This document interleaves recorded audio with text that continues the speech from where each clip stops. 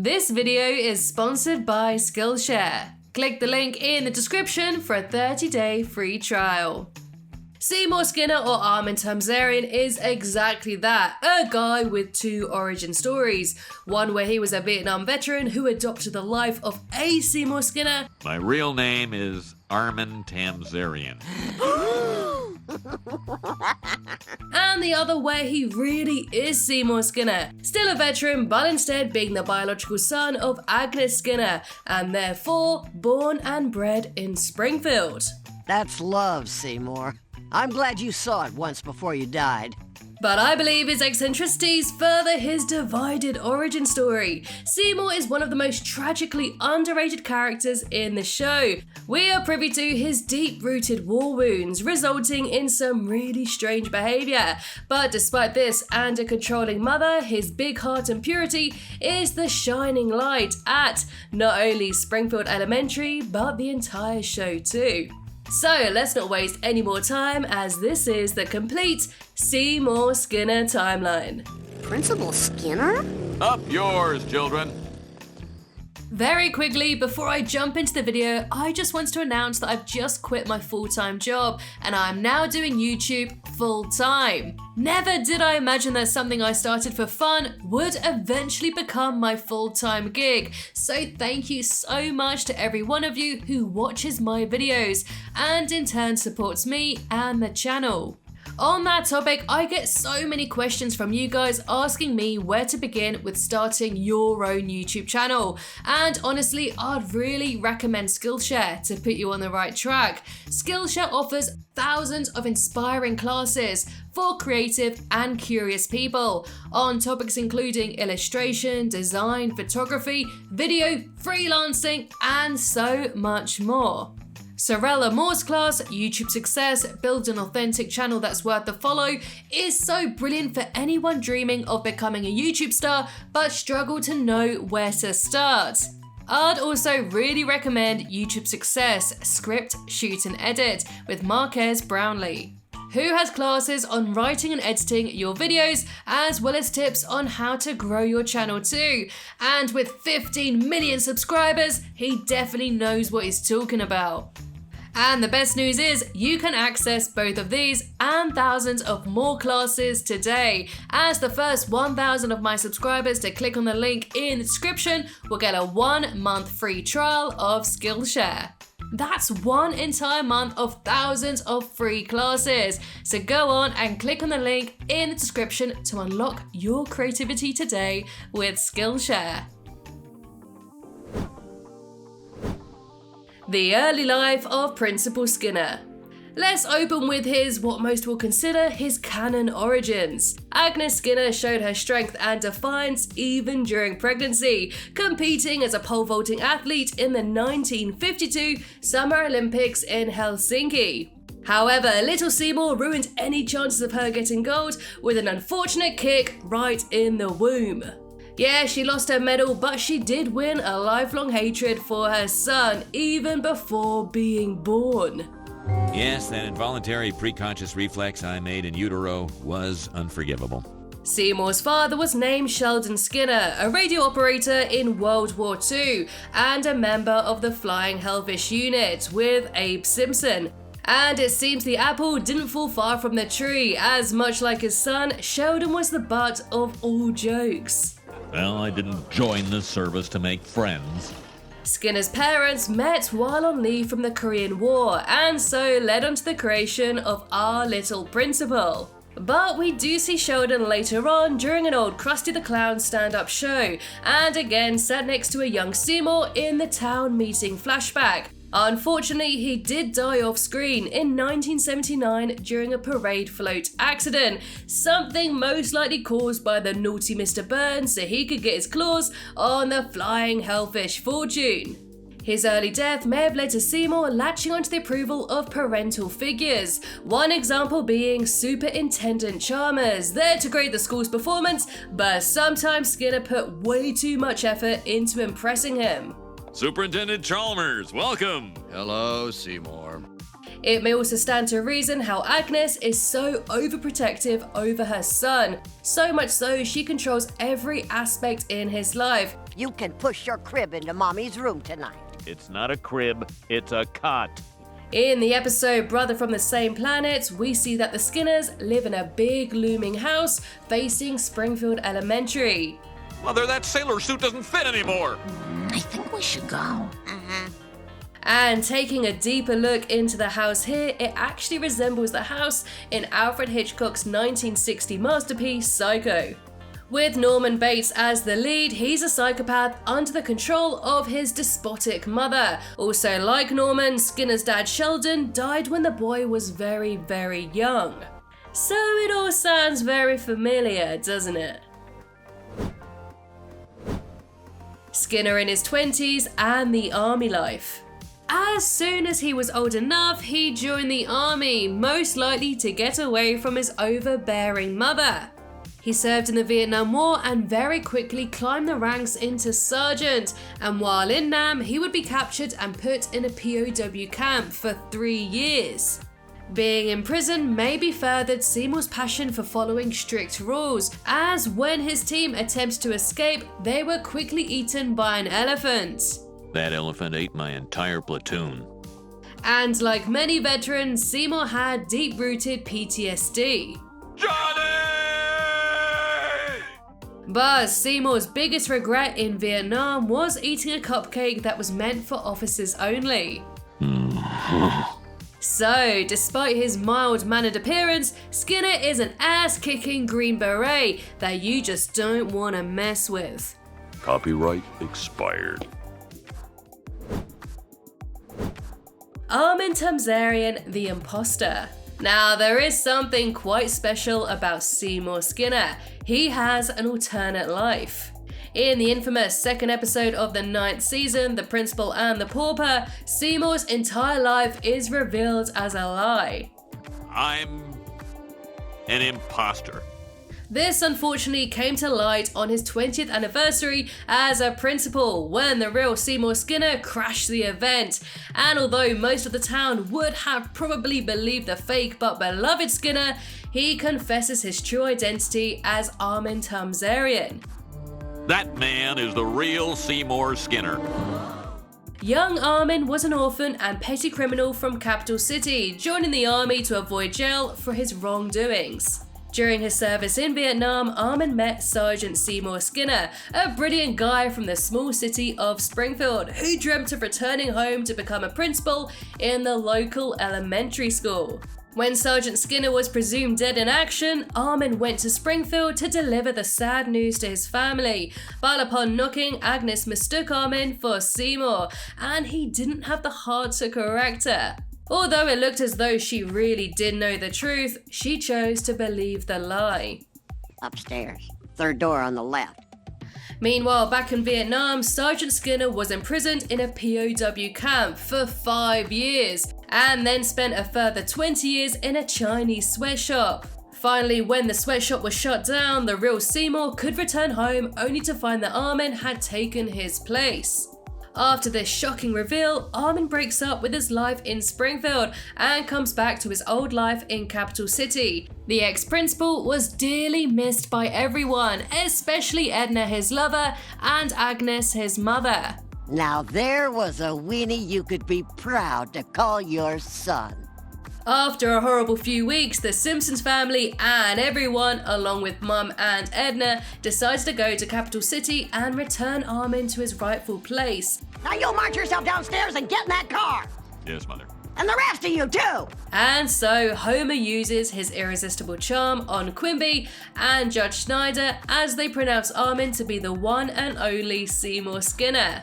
And so leaving poor Sergeant Skinner unhappy and banished from Springfield, and everybody, at least in Springfield, ends up happy. However, despite this fascinating underlayer of one of the most predictable characters in the show, the Armin Tamzarian version of Skinner is considered non-canon by many fans. It's even listed in the non-canon section of Simpsons Wiki, and the writers always considered this to be a contained episode, outside of the show's main continuity. Voice actor Harry Shearer absolutely hated this reveal, as did the Simpsons creator himself, Matt Groening, who went as far as calling the entire episode a mistake. Aside from one reference to Armin later on, Principal Tamzarian. the show mostly ignored this episode. I went into great detail about this in my video in defense of the worst Simpsons episode ever, and if you want to go and check it out and find out more, then I've added it to the link in the description below. The Simpsons plays fast and loose with its continuity at the best of times, so it's completely up to you if you believe he really is Armin Tamzarian, or if he's biologically Seymour Skinner. So basically, it's up to you. Another thing that's up to you is subscribing to the Simpsons Theory. Only a small portion of you who watch my videos are subscribed to the channel, but when you tap that red button, it sends a message to YouTube that you like my videos. It's free, it takes 2 seconds, and you'll be doing me a huge favor. So cheers. Anyway, let's get on with the video. Age 30 to 46.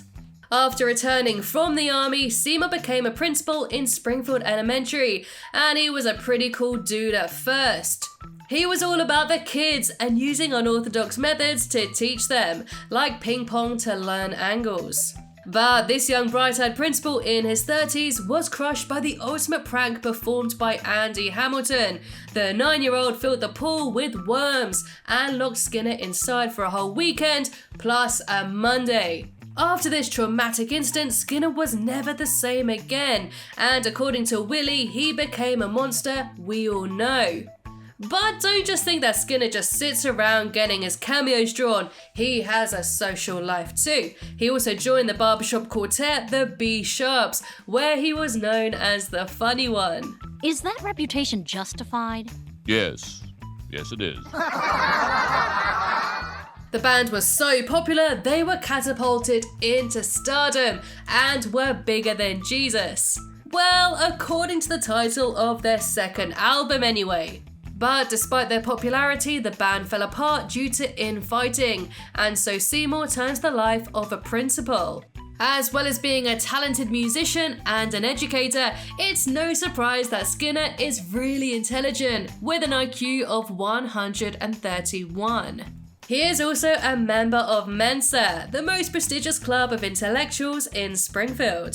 Together with Lisa and the other Springfield Mensa members, Seymour became a political type leader of Springfield, ruling the town with their wit. Unfortunately, this honourable mission failed horribly since everyone in the group, including Seymour, was far too selfish and arrogant. But one thing Seymour wasn't selfish about was his love for his school. Since he's a principal of a regular state education facility, he really has to scrape for money just to keep it open. As such, he will steal school supplies and even fake classes for extra funding, all in order to save his severely underfunded school. After Andy Hamilton and his worms, the biggest pain in Principal Skinner's big butt is Bartholomew Jojo Simpson. This spiky-haired little hoodlum has performed countless pranks on the principal throughout the years. No! And even against the most hardcore Springfieldian, Bart is one brutal kid. So much so, he even managed to get rid of Skinner in Sweet Seymour Skinner's badass song. When Bart's dog, Santa's Little Helper, escapes during a show and tell, it creates a whole lot of mess, causing Superintendent Chalmers to finally fire the principal. Did you just call me a liar? No, I said you were fired. Oh.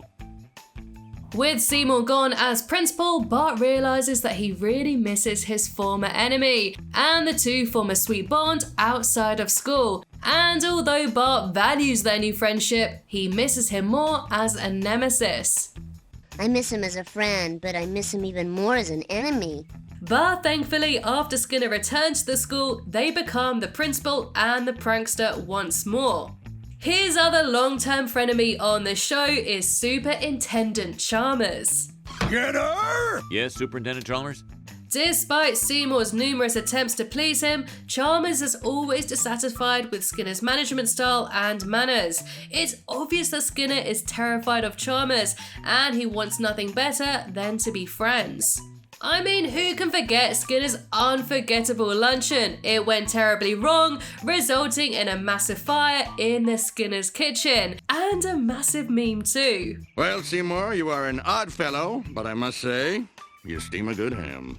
Annoyingly, Superintendent Chalmers just doesn't respect Skinner at all, even breaking bro code by dating Seymour's mother. Seymour! Mother? Superintendent Chalmers. Skinner?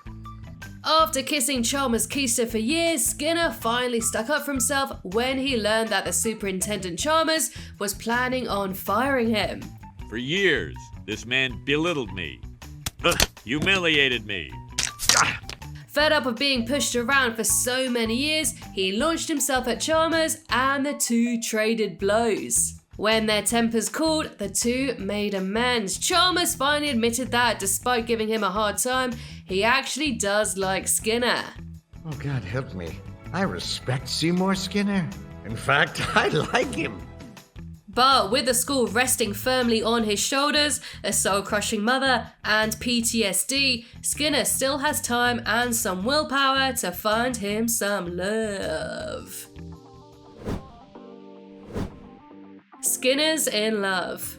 Skinner's first romance on the show was with Patty Bouvier, brought together by Homer, even though he was supposed to be a blind date for Selma. Marvelous. Just marvelous. But as it turns out, he liked Patty a whole lot more. He was absolutely smitten with the Bouvier twin, even to the point of marriage.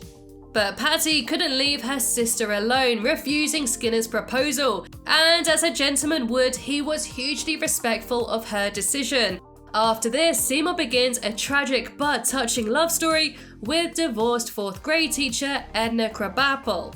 Their romance blossomed at Martin Prince's birthday party during a casual conversation, where they learned things about each other that didn't involve chalkboard and history books.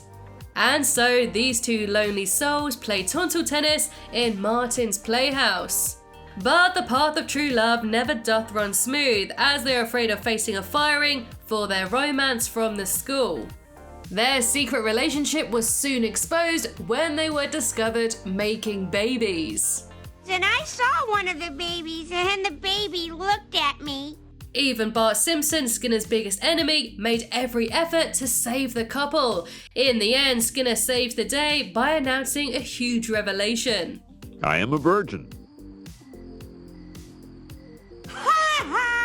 This convinces everyone that nothing happened between the pair, and so Seymour and Edna remain together. Edna demonstrated to be a very special woman and a great companion for Seymour. Her bubbly nature with a dash of adventurism complemented shy and uptight Skinner. She unveiled his softer side, opening up his ability to love someone in a healthy way, both physically and mentally, not allowing himself to be controlled like in other relationships in his life. I told you not to play in the neighbor's yard. It's a party, Mother. I was invited. Sadly, Seymour was blind to the benefits of this pairing due to outrageous demands by his mother. You've got to stop putting your mother ahead of me. We have a date. And without Edna's constant attempts to push their romance forward, the couple's relationship would never progress onto the next step. After dragging his feet long enough, Seymour eventually popped the question, and it looked like the pair were finally going to be happy. But Skinner self-sabotaged his own happiness by constantly doubting their relationship. His cold feet caused Edna to call off the wedding. Seymour. I can't marry someone who doesn't want to be with me. Now, personally, I don't think that Seymour was afraid to marry Edna specifically. His fear of commitment was caused by his mother's issues. Seymour, your feelings are ugly and wrong. So, Seymour subconsciously thought that marrying Edna would not allow him his long-awaited freedom, and instead replace his mum with another controlling tyrant. Unfortunately, Seymour overlooked that although Edna is a strong woman, she is of a free-spirited nature and wouldn't have choked him emotionally. And it is clear that Edna really did love Seymour deeply, but she deserved to be loved too. Edna would later go on to marry Ned Flanders before passing away off-screen, and so Seymour quite possibly lost his biggest chance of happiness. The last romance Skinner had after Edna was with a substitute teacher named Calliope Juniper. She was a cool girl he double dated with Bart and her daughter Melody. But Bart, being Bart, breaks up with Melody, and so the Juniper girls decide to leave Springfield, and Seymour follows them too. After a 3-month absence, he returns home without any explanation, so we can only assume that this relationship crashed too. Perhaps this could have been the freedom he felt he lacked, but he always craved order and responsibility of being a principal and a dear devoted son. Age 50 to 70. Throughout the years, Seymour did find a little courage in himself, and on Bart and Lisa's mutual graduation, he finally speaks out against Bart. You really press my cider. However, this alternative future was only seen on Professor Frink's huge monitor, and seeing as Edna is still alive in this timeline, it could be all just a fantasy. Overall, I feel that Skinner's biggest love of his life will always be his job as a principal of Springfield Elementary. He continues his career as long as he can and never leaves the building, even after it's changed to the lofts at Springfield Elementary, an accommodation for layabouts like Bart Simpson. What Skinner couldn't shake, unfortunately, is his problematic relationship with his mother. In Days of Future, we observe how Skinner is still attached to Agnes even after she rots away into a skeleton. Aged 119, and the death of Seymour Skinner. It seems that an 80-year-old Bart still hasn't had his fix of bullying the poor old principal, even if he's bound to a wheelchair. In one final prank, he paints the sky with fireworks, reading "Skinner sucks." This one last prank kills our principal for good, condemning him to a severe heart attack. But the last love actually stays with Seymour because his corpse runs over Bart and kills him almost instantly, thus ending 3/4 of a century rivalry and the life of these two awesome characters. Seymour Skinner is one of the most tragically underrated characters in The Simpsons. Even though his life was scarred by war and a not-so-loving mother, Seymour was still capable of finding love. And even though at times he may have been seen as the laughingstock of the school and the town, we cannot deny he played a huge role in the life of Springfield and the characters that live in it. And finally, I'd like to thank my Flying Hellfish members. We have Timothy, One Drummer Boy, Steve, Charlie, Sean, Stefan, Robert, Ashley, Glenford, Devin, Gadrak, Stephen, Edward, Anthony, Nicola, Jeffrey, Abby, Dominic, Cody, Chaz, Jeff, Gil, Shadu, Murray, Paul, Henry, Frank, Lucas Z, Omer, Eric, Thomas 88, Samantha, Rayleigh, Laurent, Daniel, Brendan, Jessica, Shavendra, Holly, Jason, Molly, Jack, Doug, Eli, David, Ross, and Rachel.